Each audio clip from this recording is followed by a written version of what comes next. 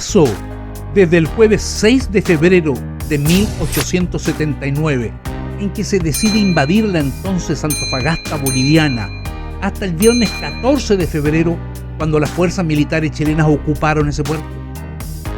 Como preludio, en videos anteriores hicimos una introducción para conocer el corazón de los antecedentes geoeconómicos y geoestratégicos en los orígenes de la Guerra del Pacífico, que pusieron a Chile, Perú y Bolivia en línea directa de colisión, donde aseveramos que hubo dos estallidos sucesivos que fueron las causas detonantes. El primero, cuando el 14 de febrero de 1878,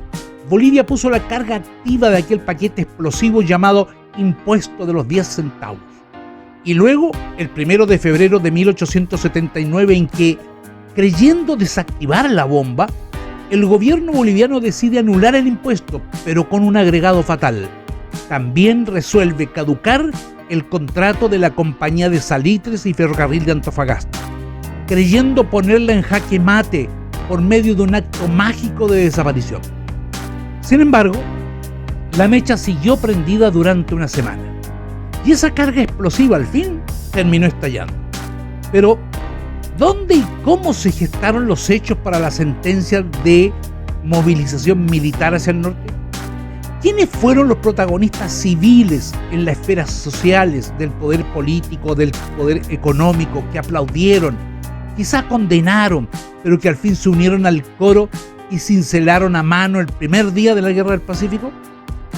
Soy Fabián Berríos Villalón y llegó el momento de prepararse un café o algo para beber, para conocer cómo se abrieron las puertas para que detonara uno de los conflictos más extensos y cruentos de Sudamérica y del continente, con antecedentes únicos que muy pocos conocen.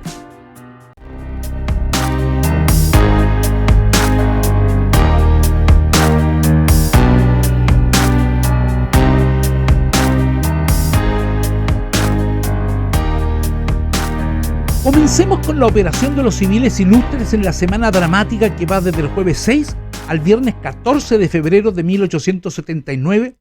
y que pude narrar en el libro que se me publicara en el año 2023 llamado ¿Cómo comenzó la Guerra del Pacífico? Entre esos días, y como introducción al tema, conozcamos primero una carta enviada el sábado 8 de febrero, cuando el asunto del posible remate de algunos bienes de la compañía para cobrar el impuesto de los 10 centavos todavía estaba en el tapete, en la cual el ministro chileno del Interior, Belisario Prats,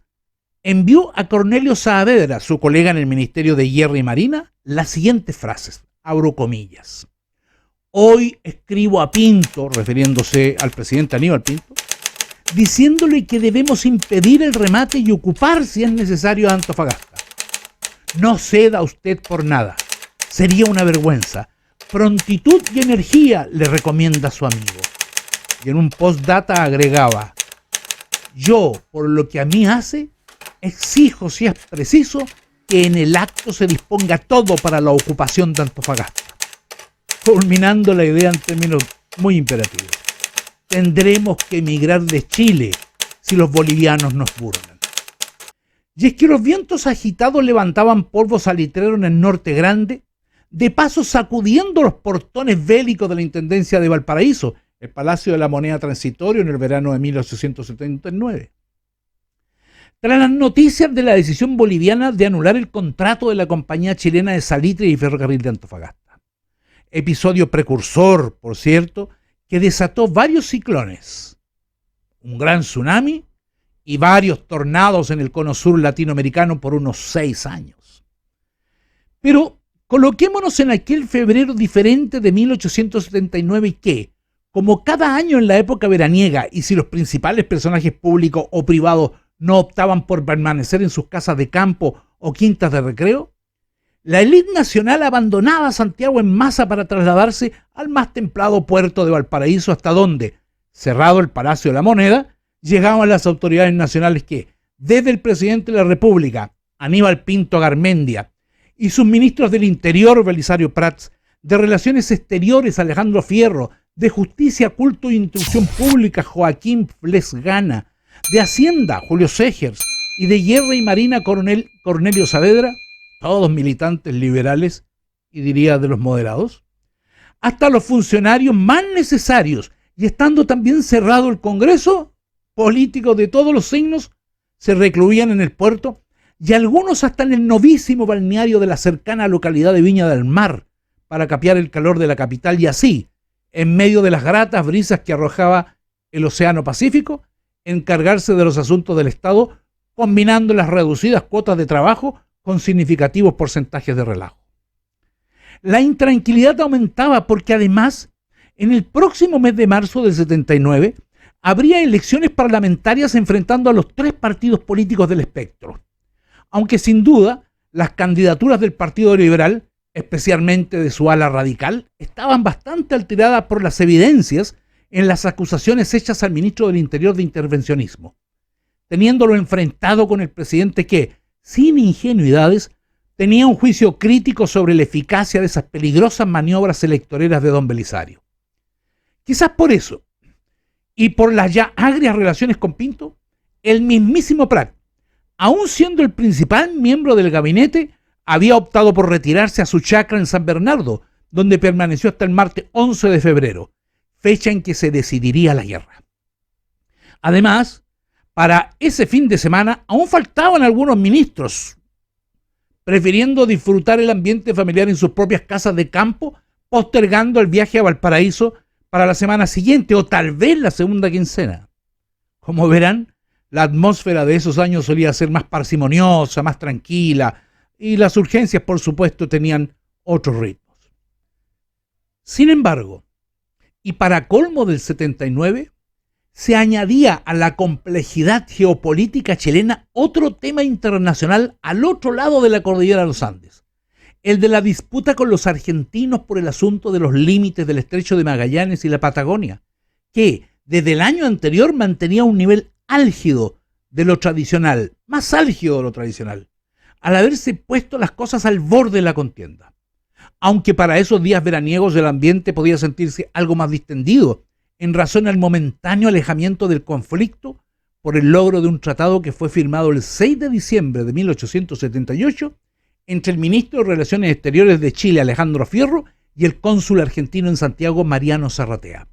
logrando postergar así la eventualidad de esa amenaza armada, ya que en lo inmediato la cuestión entraba al sosegado cauce de las conversaciones diplomáticas, superando incluso las murmuraciones de quienes aseveraban que Chile había cedido ante las demandas trasandinas sin resistirse lo más mínimo. Ambiente psicológico que jugaría un papel significativo al momento del cómo hablar con Bolivia. Y es que en aquel verano, las noticias más incómodas provenían desde La Paz, amenazando con el riesgo de un estallido bélico, en especial desde el sábado 1 de febrero, cuando el gobierno boliviano, creyendo sortear la violación del Tratado Internacional con Chile de 1874 y el contrato con la compañía de salitre de Antofagasta, deja de insistir en aplicar el decreto establecido casi un año antes, imponiendo el impuesto de 10 centavos y lo transforma en la rescisión o la anulación del contrato de la empresa por el consejo de un chileno llamado Lorenzo Claro, que bien merece analizarse en otro video, haciéndose público el jueves 6 de febrero. El asunto era apremiante, ya que ese jueves los gerentes y socios de la compañía salitrera en Valparaíso, donde estaba la oficina principal, habían recibido un telegrama del administrador de la empresa y apoderado legal de la firma en Antofagasta, el inglés George Hicks, apodado War Hicks por su resistencia al impuesto, fechado el miércoles 5, transmitiendo un mensaje de Nicanor Centeno, cónsul chileno en esa localidad, revelando que la compañía estaba notificada del remate de sus propiedades por un decreto del prefecto boliviano Severino Zapata, emitido el 11 de enero, donde se ordenaba el arresto de Hicks al estar impaga la suma de 90.848,15 pesos bolivianos, correspondiente al valor acumulado de impuestos sin pago de la empresa desde febrero de 1878. Y asimismo, decidiendo el embargo de propiedades y bienes de la compañía hasta completar esa cifra. La cuestión ya era extrema, con Hicks en la situación de prófugo y la empresa pendiendo de una resolución que pasaba de la coacción a los hechos, y lo que estimaban aún más grave, atropellando además el tratado de 1874, de manera que el viernes 7 de febrero en la mañana, 3 directores principales de la compañía salitrera hacían antesala en el recibidor de la Intendencia porteña, sede veraniega del gobierno. Eran Agustín Edward Ross y Ernesto de Combe, representantes de los, entre comillas, eduardistas, la parte chilena, la que controlaba la porción mayoritaria de la sociedad industrial, y de Bryce Miller, gerente provisorio de la accionista minoritaria Guillermo Gibbs y compañía, filial en Valparaíso de la británica Anthony Gibbs & Sons de Londres. Esperaban ansiosos e inquietos para solicitar una audiencia urgente con el ministro de Relaciones Exteriores, quien, junto al presidente de la República, también mantenía sus oficinas en ese edificio. Y aunque esos directivos entendían que el gobierno no permanecía impasible, según lo demostraba el envío del blindado chileno Blanco Encalada, que desde las 10 de la mañana del 7 de enero de 1879 exponía su amenazante presencia en la bahía de Antofagasta para mostrar a los bolivianos que Chile hablaba en serio. Por otra parte, era evidente la aparente cautela y mesura del presidente Pinto, oprimido de una parte por las fuertes presiones de la compañía de salitres pidiendo la intervención que impidiera el remate, y hasta del ministro de Guerra, coronel Saavedra, por cierto, socio de la compañía, que ese mismo día había telegrafiado al presidente con carácter urgente para decirle, y abro comillas, ¿no cree usted conveniente avisar por telégrafo al cónsul de Antofagasta y al comandante del Blanco Encalada que se opongan al remate del establecimiento salitrero? Y agregaba, al Cochrane, el otro blindado naval de Chile, se le puede igualmente ordenar salga para Antofagasta. Cierre. Y sumándose por otra parte una presión poderosísima, pero muy poderosa, la de los intereses aún más grandes de otros capitalistas chilenos inversionistas en las mismas minas bolivianas de plata y cobre, ubicadas en Huanchaca, Oruro y Coro Coro, entre los cuales el presidente de la Cámara de Diputados Melchor Conchitoro y el famoso magnate Jerónimo Urmeneta, y un par de familias de las más acaudaladas del país, que maldecían las posibilidades de una guerra donde podrían perder sumas muy superiores a las que arriesgaba la empresa antofagastina. Siendo el mediodía, cuando Edwards, de Combe y Miller continuaban a la espera, un funcionario vino a anunciarles que el presidente deseaba conversar con ellos. En la conferencia, Aníbal Pinto les expuso su precisa y categórica posición. Mientras el encargado de negocios de Bolivia, Pedro Nolasco Videla, no anunciara que las negociaciones con La Paz estaban fracasadas, y aún comprendiendo la delicada situación de la compañía, no habría intervención de Chile en el todavía no esclarecido asunto del remate. La clave de su actitud era que solo la posible subasta podía precisar de manera concluyente la violación boliviana del Tratado de 1874 y con ello la inmediata intervención militar. Antes de eso no había forma de ingerir en el asunto. Reunidos en la tarde los mismos directores con el canciller Alejandro Fierro y ya reafirmada la postura gubernamental, solo les quedó esperar una gestión realizada por el ministro, que envió un telegrama oficial a Nolasco Videla vía Tacna hasta La Paz, despachado a las 16 horas, pidiendo que el encargado de negocios en la capital boliviana exigiera respuesta del Palacio Quemado, la sede de gobierno del país vecino, y que de negarse a responder, procediera según las instrucciones del ministerio del 3 de enero, según las cuales debía comunicar a ese gobierno que el de Chile, comillas, se encuentra dispuesto a continuar la discusión y a constituir el arbitraje, en la expresa inteligencia de que se impartirán inmediatamente las órdenes necesarias para suspender la ejecución de la ley de 14 de febrero de 1878, cierre comillas, pero exigiendo una respuesta terminante y categórica dentro de un plazo breve y perentorio. Y si la respuesta boliviana era favorable, Nolasco Videla debía continuar en su puesto e iniciar las gestiones para la constitución del arbitraje. Pero si era contraria y los bolivianos persistían en la ley del impuesto, debía pedir sus pasaportes según el protocolo, declarando que la conducta de ese gobierno hacía del todo inútil la presencia de la legación en esa república, y que el gobierno de Chile hacía pesar exclusivamente sobre el Gabinete de la Paz las consecuencias de esa medida. Esa misma tarde, el presidente convoca al ministro de Guerra y Marina, coronel Saavedra, para que viaje a Valparaíso. Pero para el directorio de la compañía salitrera no terminaba esa atareada jornada. Todavía desconfiando de la aparente calma del presidente para realizar alguna intervención que impidiera el remate, los directores decidieron ordenar a Hicks en Antofagasta para que se asilara en el blindado Blanco Encalada. Y, mientras tanto, uno de sus 2 enviados a Antofagasta, había enviado a 2 personas hacia allá, interpretara el papel de, entre comillas, rematador de las propiedades tan pronto se supiera la fecha en que se efectuaría la subasta. Es que desde el 14 de febrero ya se encontraban allí el colombiano Evaristo Sublet, gerente general de la empresa en Valparaíso, y Carlos Green, empleado chileno que reemplazaría a George Hicks, a punto ya de retirarse de la administración a fines de marzo de 1879. El directorio deseaba que Green tomara el rol de postor en el remate para pujar y mantener en la compañía entonces, adjudicarse por supuesto los bienes y salitres incautados y mantenerlos dentro de la compañía. Después de todo, si no podían lograr que Chile interviniera ahora con sus soldados para impedir el remate,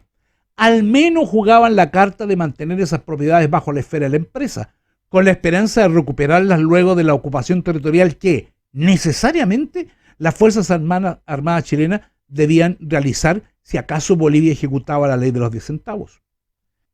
Pero el temor se mantenía. Esa noche, Miller insinuó a Francisco Puelma, otro de los socios principales, de los cuales ya hemos hablado en videos anteriores,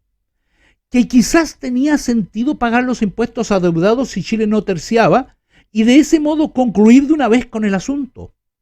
Puelma reaccionó persuadiendo a Miller que la compañía no era un estorbo para el gobierno, sino una víctima que, de ser necesario, debía sacrificarse para darle a Chile una buena causa o fundamento para tomar posesión del territorio antofagastino. Aún así, ya inquieto, Puelma tomó rumbo a la intendencia para entrevistarse con el presidente Pinto, luego de la cual, según la versión de Puelma a Miller al día siguiente, al menos había dejado un resultado positivo, ya que el presidente se comprometió que si había remate, enviaría un telegrama a Nolasco Videla que solo dijera retírese, y sin esperar respuesta, ocuparía Antofagasta de inmediato. Pinto podía ser un legalista, pero no era pusilánime, probando que no habría débiles en el palacio. Mientras, en Antofagasta, el coronel y prefecto Severino Zapata, la máxima autoridad de Bolivia en el distrito litoral, seguía concentrado en el proyecto de rematar a la compañía. Y es que sin importar hacia el punto geográfico que echara un vistazo, no veía nubes en el horizonte, aunque pronto sabría de una tempestad. Por lo pronto, el sábado 8 de febrero no sería menos agitado que el día 6. El presidente ya estaba resuelto a dejar que el remate sucediera, y con ello la violación fáctica del Tratado de 1874, para luego proceder a la ocupación de Antofagasta sin vacilaciones. De hecho, previendo la cercanía de emprender operaciones militares sobre territorio boliviano, en la tarde de ese día, según sus propias órdenes, llegan a Valparaíso las tropas que deberían estar al mando del general de brigada José Antonio Villagrán,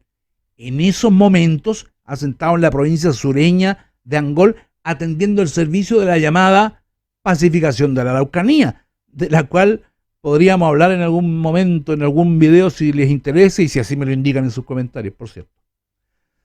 Esas tropas debían comenzar el embarque desde las 11 de la mañana en la corbeta de guerra O'Higgins,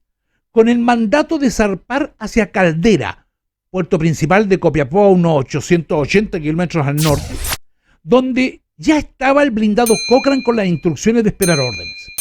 En paralelo, el ministro Saavedra, coronel de rango, avanzaba las medidas necesarias, entre las cuales el conveniente reemplazo del para él superior en grado general Villagrán, cambiándolo por un par, el coronel Emilio Sotomayor Baeza, en la comandancia en jefe de la nueva fuerza expedicionaria, a quien se le solicita su presencia en Valparaíso para las 9 de la mañana del domingo 9 de febrero. El coronel, llegado a primera hora y con puntualidad, recibe un importante oficio, el número 169, con sus instrucciones reservadas estableciendo la determinación estratégica del gobierno en caso de tomarse la determinación de la invasión. Las turbulencias de la enrarecida atmósfera con Bolivia apuntaban en franca trayectoria a la tormenta del enfrentamiento. Aunque la esperanza de tener la guerra con los bolivianos aún estuviera vigente, en particular del muy pragmático y nada iluso presidente Pinto, por lo cual, pendiendo de las cada vez más precarias gestiones terminales del diplomático Nolasco Videla ante el gobierno del capitán general Hilario Daza, aunque Warhick tenía otra opinión y reclamaba desde Antofagasta contra la recomendación de asilarse en el blindado Blanco Encalada, pero también identificando un culpable, según él, de la excesiva prudencia del recorrido chileno hacia la coalición armada. Le molestaba asilarse en el Blanco Encalada, diciendo que, abro comillas, palabras de él, habría preferido que me dieran orden de despedir a todos los trabajadores y pelear. Algunos antecedentes hay de lo que más o menos estuvo pensando y tal vez queriendo intentar. Pero en fin,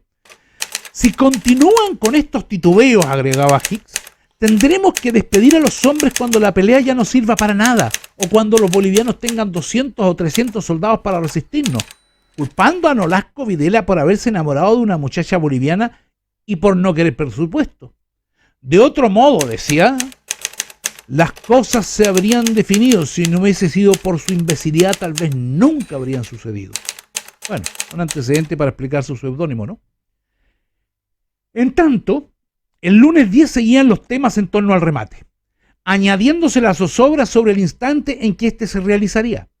Recién ese día, sin anunciar la fecha exacta de la licitación, el administrador Hicks recibía el aviso del nombramiento de los tasadores dispuestos por las autoridades bolivianas del litoral, y Alejandro Fierro telegrafiaba al cónsul Centeno vía Caldera, advirtiéndole que avisara,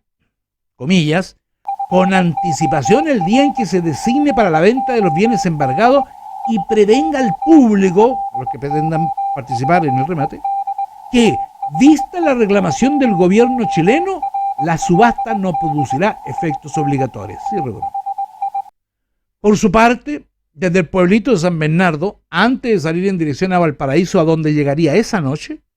el ministro Belisario Prat convocaba un consejo de gabinete para las 12 horas del día siguiente. La cuestión boliviana entraría en el embudo. El martes 11, la situación varió dramáticamente. Eran las 10:45 cuando llega a la sesión del gabinete reunido en la Intendencia un telegrama urgente desde Arica a las 12 horas, por encargo del embajador Nolasco Videla y dirigido a Alejandro Fierro. Decía textual, abro comillas, transmita al gobierno decreto de este gobierno, rescinde contrato con compañía salitrera, suspende ley de febrero, reivindica salitrera. Cierre. Esta comunicación, que debió salir de La Paz conducida por un chasquio mensajero a caballo o a pie el día 6 al mediodía o temprano en la tarde, y que demoraría unos 5 días en el viaje desde la capital boliviana hasta el puerto ariqueño, ya que entonces Bolivia solo tenía una línea telegráfica pero con Argentina, ninguna con Perú o Chile, era un vuelco súbito por el cual suspendía Bolivia el decreto de los 10 centavos, pero agregando la invalidación del contrato con la compañía salitrera. El sorprendido representante chileno Nolasco Videla había recibido esta noticia recién el jueves 6, incluso un día después de publicada la edición 196 del diario La Democracia de La Paz, cuando aún esperaba respuesta a la nota del 20 de enero en la cual, además de otras consideraciones, había propuesto arbitraje. La réplica del gobierno boliviano estaba muy lejana de una promesa de paz. Por razones ahora difundidas en mi libro Orígenes, las causas de la guerra del Pacífico, también les recomendé en videos anteriores, sobre el asunto Lorenzo Claro, que dijimos, amerita un video, si les parece, me lo indican en los comentarios. El gobierno de Daza había concluido que, eliminando el impuesto, anulaba el reclamo diplomático chileno y dejaba el asunto en el simple recurso de las relaciones comerciales entre una empresa privada y el Estado boliviano.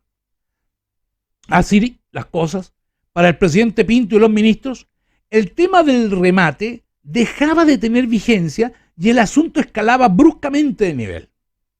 Esa decisión boliviana era una tosca insinuación de guerra que minutos después se convirtió lisa y llanamente en guerra.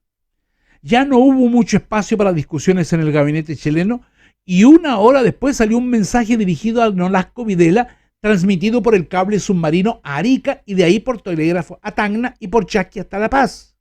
Decía, comillas, textual, es muy importante. Recibido su telegrama de hoy, retírese inmediatamente. Telegrama del día 6. Y además será ratificado el jueves 13 de febrero con uno más extenso diciendo, abro comillas, recibido segundo telegrama, el primero en que anunció la rescisión. Ojo, repetiré esto. El primero en que anunció la rescisión, que es un nuevo agravio, decidió ocupación Antofagasta. Retírese inmediatamente. Cierre comillas. Si me van siguiendo, verán que ese telegrama demoraría más tiempo en llegar a La Paz que las tropas chilenas en llegar a Antofagasta. Como había dicho el presidente, no esperaría respuestas para invadir el puerto boliviano y además muestra en los hechos concretos que no fue el remate lo que movió al gobierno a ocupar Antofagasta, sino el decreto boliviano que eliminaba la ley de los 10 centavos al tiempo que invalidaba el contrato con la compañía salitrera Antofagasta. Ni tampoco que el presidente fue un obstáculo o siquiera una objeción, sino por el contrario de algunas opiniones posteriores, concurrió sin dificultades a gestar y ejecutar la enérgica decisión que ya tenía tomada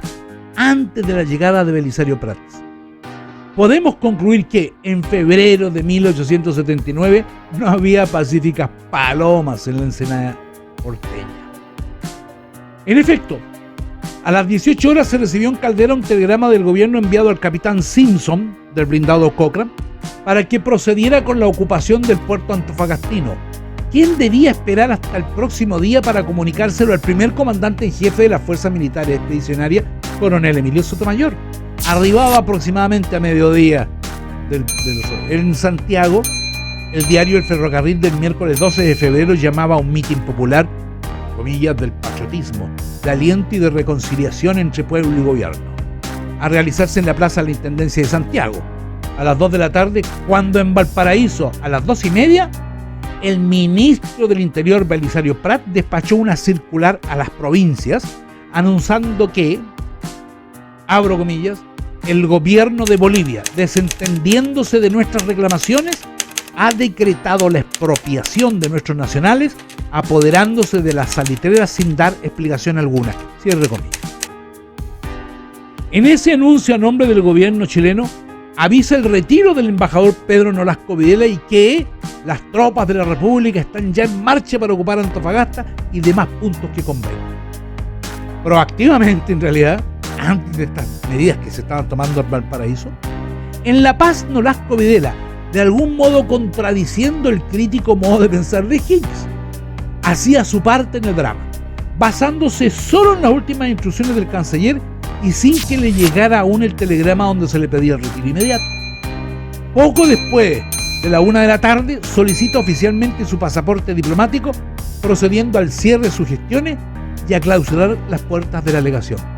Comenzaba la guerra del Pacífico. Si te ha gustado el video, por favor dale pulgar arriba. Suscríbete a mi canal. Es importante que te suscribas a mi canal. Y dale la campanita para que recibas más videos como este. Seguiremos, los jueves al menos espero tener siempre un video para ustedes. Deja tu comentario abajo para dar tu opinión y proponerme temas, y comparte lo demás con tus redes sociales, amigos o grupos interesados. Mis agradecimientos a quienes ven mis videos y se suscriben a mi canal, ya que, repito, gracias a ustedes, gracias a todos, se hace posible la existencia de este canal donde, con mucha humildad en realidad, pretendemos difundir la historia diestra y siniestra, sus fundamentos verídicos, y donde combatimos, pero muchas leyendas. Saludos fraternales y hasta el próximo.